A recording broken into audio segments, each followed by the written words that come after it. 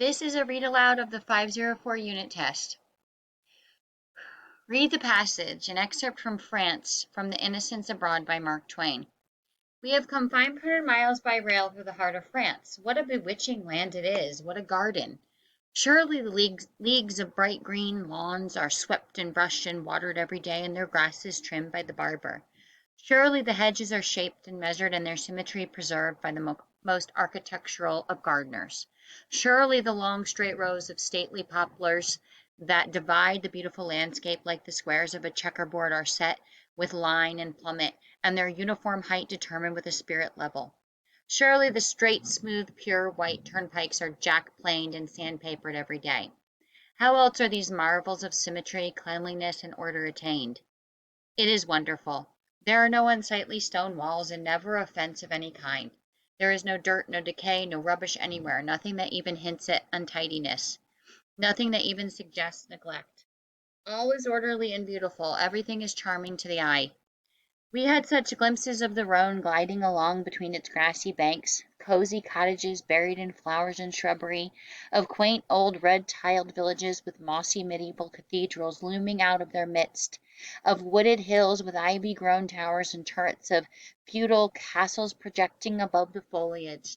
Such glimpses of paradise, it seemed to us, such visions of fabled fairyland. We knew then what the poet meant when he sang of "Thy cornfields green and sunny vines, O pleasant land of France." And it is a pleasant land. No word describes it so felicitously as that one. They say there is no word for home in the French language. Well, considering that they have the article itself in such an attractive aspect, they ought to manage to get along without the word. Let us not waste too much pity on homeless France. I have observed that Frenchmen abroad seldom wholly give up the idea of going back to France some time or other. I am not surprised at it now. Question 1. Read the first paragraph. How does Twain's use of repetition advance his viewpoint about arriving in France? A. It emphasizes that France is more beautiful than Twain could imagine. B. It implies that Twain is unsure of what to think about France. C. It illustrates that Twain is not surprised by the beauty of France. Question 2. Which statement best explains why Twain uses repetition to advance his purpose? A. To provide examples of various landscapes. B. To stress the beauty of the French landscape. C. To show the reader that the French countryside looks like. Question 3. Which quotation helps shape the central idea of the passage? A. What a bewitching land it is.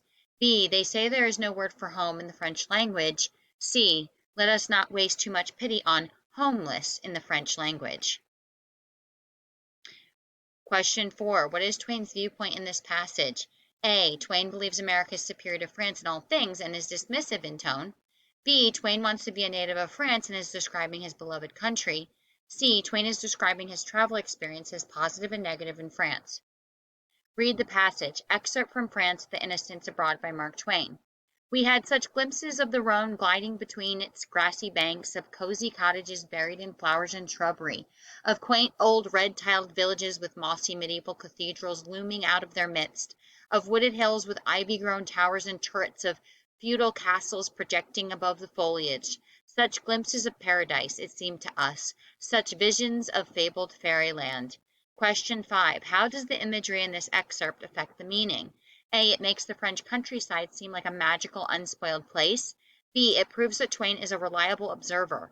C. It connects the French landscape with other landscapes on Earth.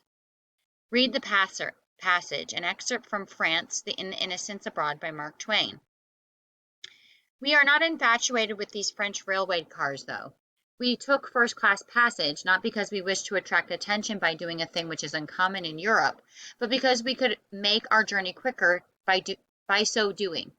It is hard to make railroading pleasant in any country. It is too tedious. Stagecoaching is infinitely more delightful. Once I crossed the plains and deserts and mountains of the West in a stagecoach from the Missouri line to California, and since then all my pleasure trips must be measured to that rare holiday frolic. 2,000 miles of ceaseless rush and rattle and clatter by night and by day, and never a weary moment, never a lapse of interest. The first 700 miles a level continent. its grassy carpet greener and softer and smoother than any sea, and figured with designs fitted to its magnitude, the shadows of the clouds. Here were no scenes but summer scenes, and no disposition inspired by them but to lie at full length on the mail sacks in the grateful breeze and dreamily smoke the pipe of peace, what other, where all was repose and contentment? In cool mornings, before the sun was fairly up, it was worth a lifetime of city toiling and moiling to perch in the foretop with the driver and see the 6 mustangs scamper under the sharp snapping of the whip that never touched them. To scan the blue distances of a world that knew no lords but us, to cleave the wind with uncovered head and feel the sluggish pulses rousing to the spirit of a speed that pretended to the resistless rush of a typhoon. Then 1,300 miles of desert solitudes, of limitless panoramas of bewildering perspective, of mimic cities, of pinnacled cathedrals, of massive fortresses counterfeited in the eternal rocks and splendid with the crimson and gold of the setting sun, of dizzy altitudes among fog-wreathed peaks and never-melting snows, where thunders and lightnings and tempests roared magnificently at our feet and the storm clouds above swung their shredded banners in our very faces. Question 6. How does Twain's use of repetition in this excerpt advance his viewpoint? 2,000 miles of ceaseless rush and cattle and clatter by night and by day, and never a weary moment, never a lapse of interest. A. It reinforces the excitement and delight Twain feels about traveling by stagecoach. B. It shows the reader Twain's true feelings about traveling through France. C. It reveals Twain's passion for the wonders of traveling by stagecoach. Read the passage. Another excerpt from France from The Innocents Abroad by Mark Twain.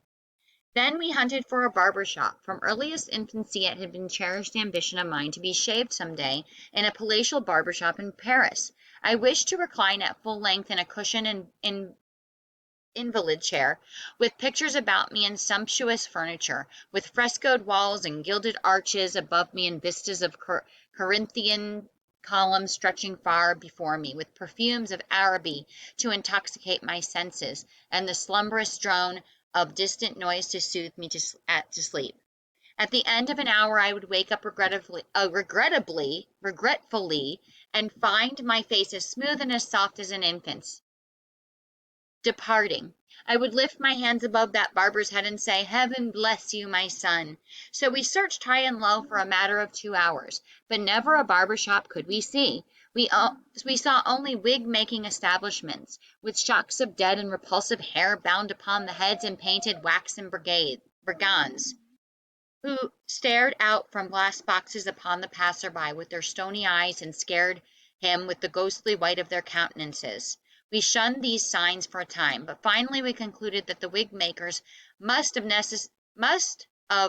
necessity be the barbers as well, since we could find no single legitimate representative of the fraternity. We entered and asked, and found that it was even so. I said I wanted to be shaved. The barber inquired where my room was. I said never mind where my room was, I wanted to be shaved there on the spot. The doctor said he would be shaved also. Then there was an excitement among those 2 barbers. There was a wild consultation, and afterwards a hurrying to and fro and feverish gathering up of razors with obscure places and ransacking for soap. Next they took up into a little mean shabby back room. They got 2 ornate sitting-room chairs and placed us in them with their coats on. My old dream of bliss vanished into thin air. I sat bolt upright, silent, sad, and solemn. One of the wig-making villains lathered my face for 10 terrible minutes and finished by plastering a mass of suds into my mouth. I expelled the nasty stuff with a strong English expletive and said, "Foreigner, beware!"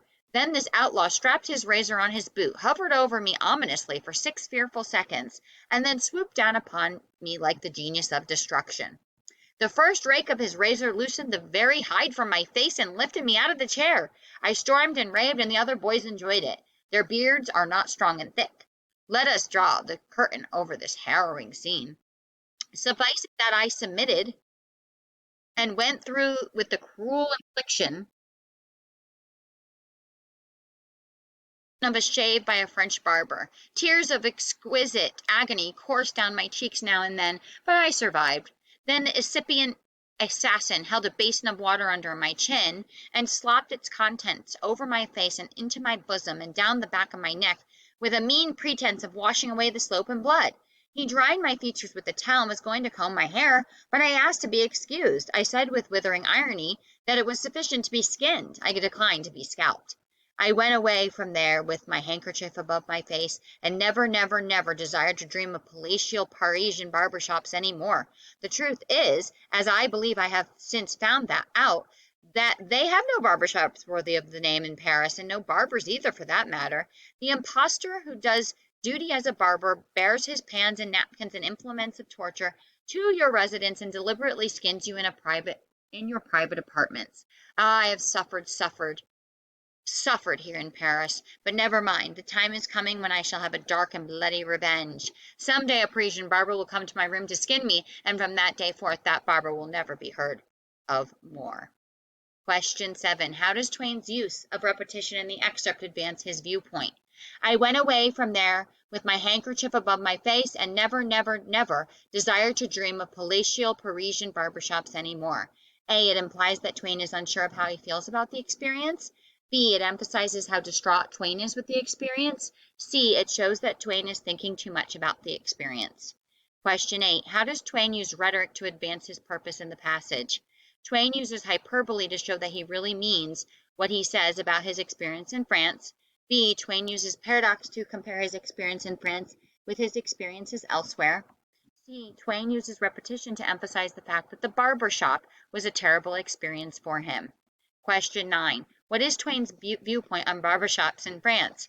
A. They are impossible to find and can only be located within a hotel.